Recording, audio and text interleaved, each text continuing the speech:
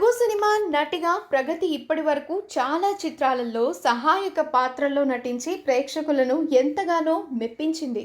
ఆమె నటించిన 'ఏమైంది ఈవేళ' చిత్రంలో పోషించిన హీరో తల్లి పాత్రకు గాను ఆమెకు ఉత్తమ సహాయ నటి నంది పురస్కారం లభించింది. ఉత్తమ సహాయ నటి నంది పురస్కారం అందుకోవడం అంటే చిన్న విషయం కాదు.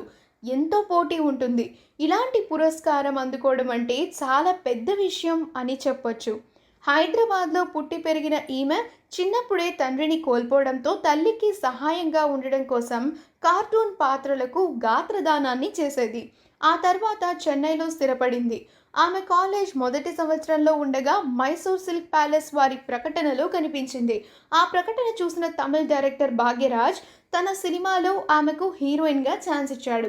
అలా 7 సంవత్సరాల పాటు ఆమె 7 తమిళ సినిమాలు, ఒక మలయాళం సినిమాలో నటించగా ఆ తర్వాత వివాహం అవ్వడంతో ఆమె 2 సంవత్సరాల పాటు గ్యాప్ తీసుకుంది.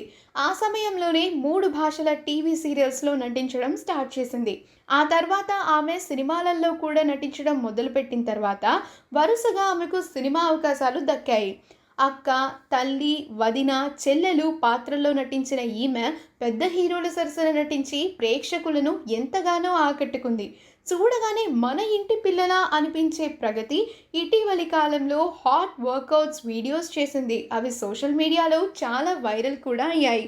టాటూలు, వర్కౌట్లు అంటూ సోషల్ మీడియాలో పోస్టులు చేస్తూ ఆమె యంగ్ హీరోయిన్లా చేసే పోస్టులు ప్రేక్షకులను ఎంతగానో ఆకట్టుకున్నాయి. ఆమెకు కళ్యాణ వైభోగమే చిత్రం ద్వారా కూడా నంది అవార్డు లభించడం మరో విశేషం. ఈ వీడియో కనుక మీకు నచ్చినట్లయితే మీ అభిప్రాయాన్ని కమెంట్స్ ద్వారా మాకు తెలియజేయండి. మా ఛానల్ని సబ్స్క్రైబ్ చేయడం మర్చిపోకండి.